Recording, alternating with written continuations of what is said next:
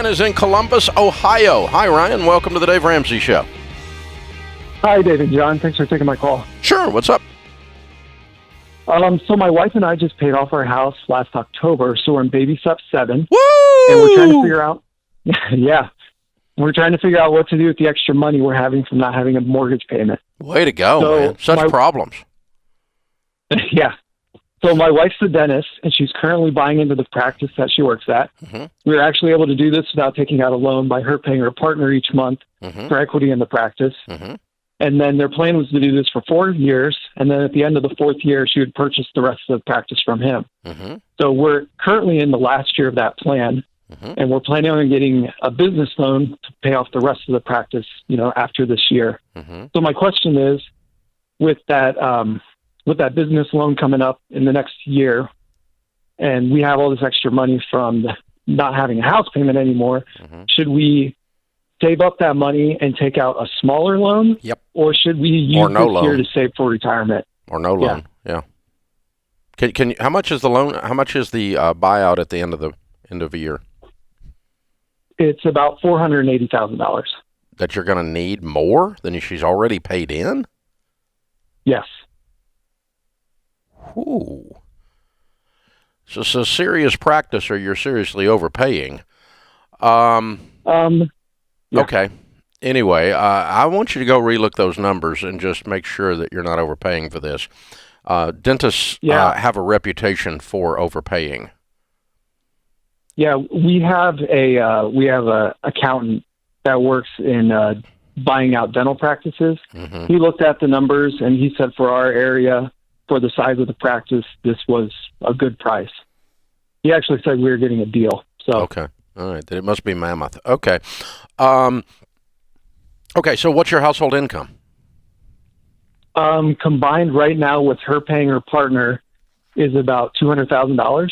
Okay. But then after she owns the entire practice, she says will probably be $350,000 conservatively. Mm-hmm. Okay. So, what I would like you to do is to save as much as you can possibly save, almost like you're on baby step 2 again. Okay. Real intensity, because I really don't want you to have this loan, but it sounds like you're going to. But let's make it as small as you can possibly make it, and then let's pay it off as fast as you possibly can.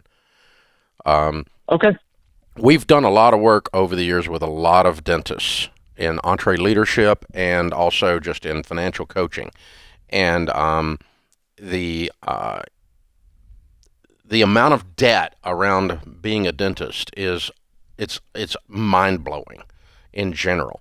And in the community that your wife walks in every day, $1 million or $500,000 in debt for the rest of your life is not unusual. It's standard, and you can get sucked into that paradigm, and I'm going to challenge you not to. I'm going to challenge you to get this paid off like it was a credit card, like you were ashamed of this debt. You follow me? Yep. Don't normalize it and keep it like it's a dadgum pet.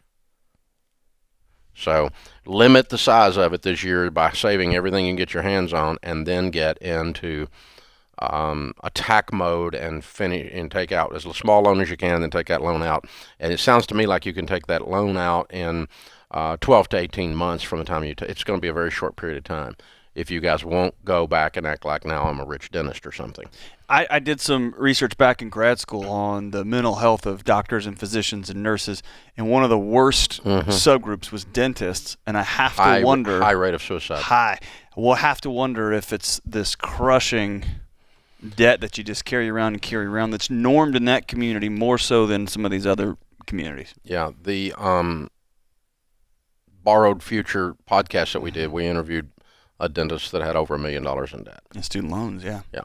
And the guy was just crying. Yeah. He was just crying. Because you can't clean your teeth. You can't clean your way out of that, right? Yeah, well, you can, but it's just, I mean... But it takes one pandemic. You got to have a certain level of... I mean, you got to have some specialization in the thing, or you got to have some volume or something to get the income up. But it sounds like she's going to be making, out of the $350, I don't know, but I mean, it sounds like she's going to be making a chunk of money, $250,000 a year, her part. So, yeah, let's use that. Let's use everything we can to limit this. And then when you don't have any payments in the world and you're making 350, now you've you're got in the the ability gravy. to do That's all right. kinds of things. That's right. And it does change the way you operate a business. It changes the way you view going to work. It changes when you own a practice or you own a business. When you get the debt off of you, the borrower is slave to the lender. It changes the way you stand, the way you walk, the way you carry yourself.